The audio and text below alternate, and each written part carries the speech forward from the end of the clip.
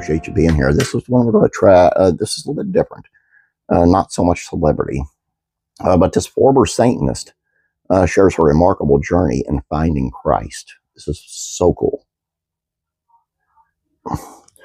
A former Satanist and self-proclaimed witch is opening up about her conversion to Christianity, saying she bought a Bible at a low moment in her life to try to disprove God, but ended up embracing Christ and getting baptized. K.M. Tepp shared her testimony with author and Biola University apologetics professor Sean McDowell during his episode of The Sean McDowell Show, saying she began dabbling in the occult in college after growing up in a Christian home. Excuse me. We called ourselves a coven, she said. There's like 4 of us, and we did a lot of rituals, spell work, and tarot cards. Eventually, she found a copy of the Satanic Bible and read through that thing in like a day. I was like, man, I really agree with all this, she said. She joined the Satanic Temple and became a full-fledged atheistic Satanist, although there were points where I was practicing a witch and a Satanist at the same time. So I considered myself a satanic witch, she said. Now, the Satanic Temple is a secular atheist organization, although Tepp acknowledged at one point I was dangerously close to theistic Satanism, she said. I knew the names of demons, and I would call upon the names of demons. Her mom, a Christian, was devastated by her daughter's turn. It was really hard on her because she knew if I would have stayed down that path, she knew what the outcome was, Tepp said. When I came out as a witch to her, she was like, I want you out of the house. Like, I don't want any witchcraft in this house, she said. At that point, I didn't care because I was a very young adult, and I didn't care about anything, as you know a lot of young adults do. A turning point in her life came when her mom developed dementia and later died. Her mom's funeral was a Christian service. I was sitting there as a Satanist at my mom's funeral, she said. She remembers being angry at God and telling him, if you love us so much, why would you take my mom the way that you did?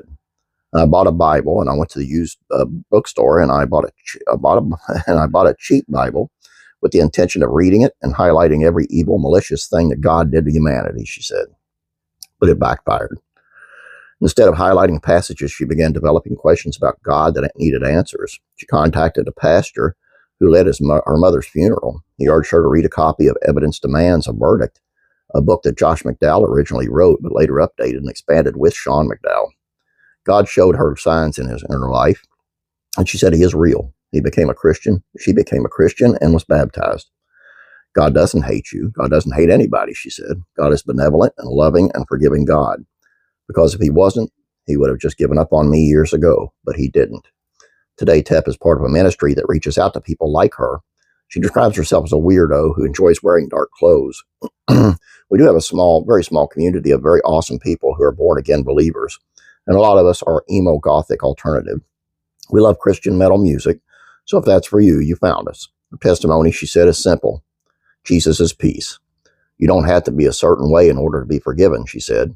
You don't have to be a certain way in order to believe in Christ, and you don't have to have a certain way or look a certain way. You don't have to talk a certain way. You can be forgiven. You can have peace in your life. I wanted to do this because just recently, I think it was yesterday, mind you, is either yesterday or today, they had a satanic mass in Kansas, I believe it was, on the courthouse steps. And it was just so evil. I watched some of the video, and it's just evil. And there was a guy who had infiltrated that church, and he was involved in this. And when they held the Eucharist up, the host, and they went to throw it on the ground, he grabbed it real quick, and they beat him. And I mean, they beat him pretty good, and right in front of the police. And the police set him down and walked. I didn't get to see the whole thing, but what I did get to see, they took the guy, the guy who saved the Eucharist away. I just blows my mind, and it's just good to see people being able to turn around like this. And I would love to see those people who did this Black Mass be able to turn around and realize the evil that they've done and how they can fix it just like she did. It's just, if I can get video of this, of that Black Mass and what happened, I'll pop it up on here and show you guys what happened. And it's just, pray for these people. That's what we need to do, pray for. All I got for you here, guys. Please subscribe if you have not yet. Please like this video. I'd appreciate it. You guys have a great day. God bless you. And I'm praying for you.